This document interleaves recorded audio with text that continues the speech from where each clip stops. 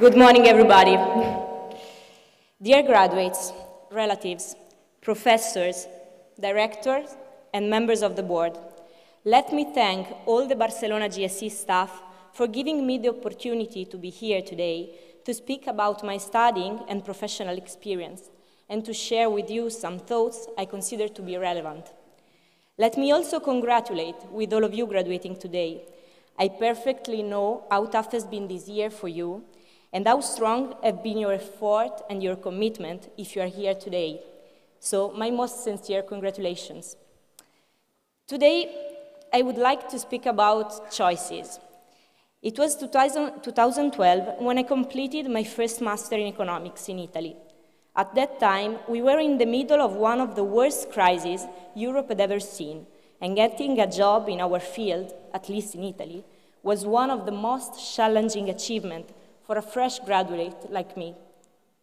On my side, I was not luckier than my classmates, and with respect to a significant portion of them, I had a major disadvantage.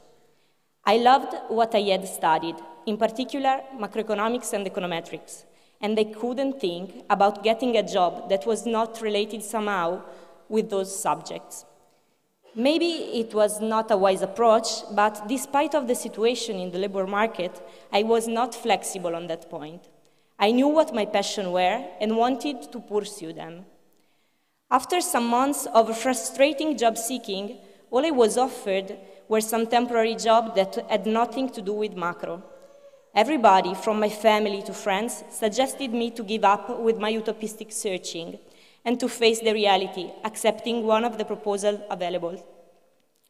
I can still perfectly remember the feeling. The sense of having no choices, of not being able to be an active character in the play of my own life, together with the growing lack of confidence in myself and in the future. It was at that point that I received a scholarship from a European project to finance the prosecution of my studies, and I decided to apply for the master program in macroeconomic policy and financial markets. And then the good part of the story began.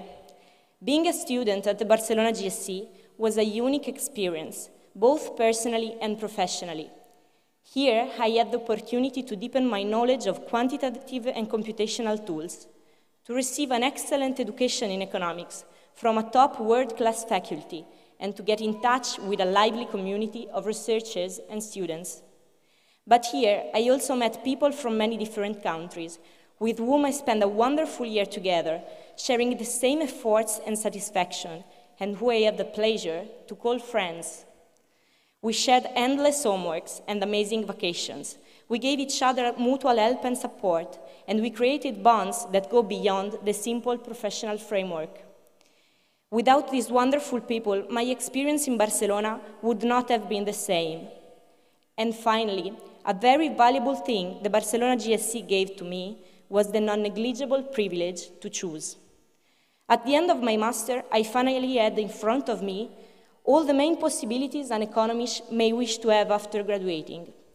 I could decide to come back home and work as a macro analyst in one of the biggest asset management companies in Italy. I was offered to join an important think tank in Brussels as a research assistant, and I obtained a scholarship to start a PhD in a well-known Italian university. It was far more than what I could wish. But if on one side I was enthusiastic and I felt completely awarded for all my efforts, on the other side, I soon realized that what I was facing was in fact one of the most difficult problems of constraint maximization I had ever tried to solve. Unfortunately, and now I hope that all the professors sitting here will apologize me somehow, there are decision problems that you cannot solve by maximizing a Lagrangian. With respect to all the time and effort you put in working out for certain conditions this year, this is of course a bad news. But this is also a good one, because it does mean that there is still something to which we, as economists, are not able to attach a monetary value. The excitement of living a new experience abroad, the place you love and where you would like to live, your friends and relatives, the pure intellectual pleasure of studying. All these things cannot be quantified, but may have an extraordinary value.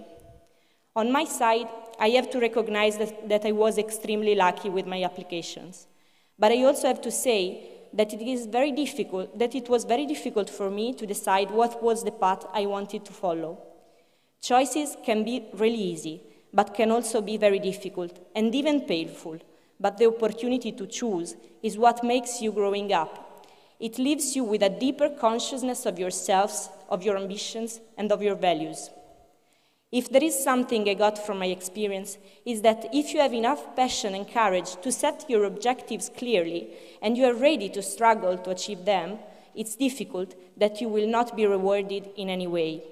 Of course, luck plays also a role, but it is first of all how much you believe in what you do and in the skills you have. Then maybe you'll find yourself in front of excruciating dilemmas you will think you could never solve, but you will also discover that this is the beauty of becoming adults. To conclude, I would like to give you some tips coming from my very short working experience. My main suggestion for you is to try to be as much independent as you can as economists, trying always to distinguish facts from opinions. The world is full of herding behaviors, and the real comparative advantage today is to have your own clear view on facts. Working as a macro analyst in financial markets, I am flooded every day with a great amount of news and research notes from press, counterparties, and research institutions. The amount of information available today in the internet era is so huge that it became very difficult to distinguish between real informative signals and simple noises. In this environment, what becomes really important is not how much information you have available, but the way in which you process it. But don't be scared, believe me. The Barcelona GSE has provided you with all the tools and the values necessary to read the complexity of the world and to give your reasonable interpretation of it. So do it, don't be shy, be confident about your skills, but be brave enough to recognize your limits, because this is the first fundamental step in your continuing learning process and in your self-growth. Do not stop to be curious, never. Love what you do, get involved in it as much as you can, because remember, this is the engine of your personal improvement. I hope that you will bring these little words I've been telling you today inside your pockets together with your experience at the Barcelona GSE, and that they will be somehow helpful for you.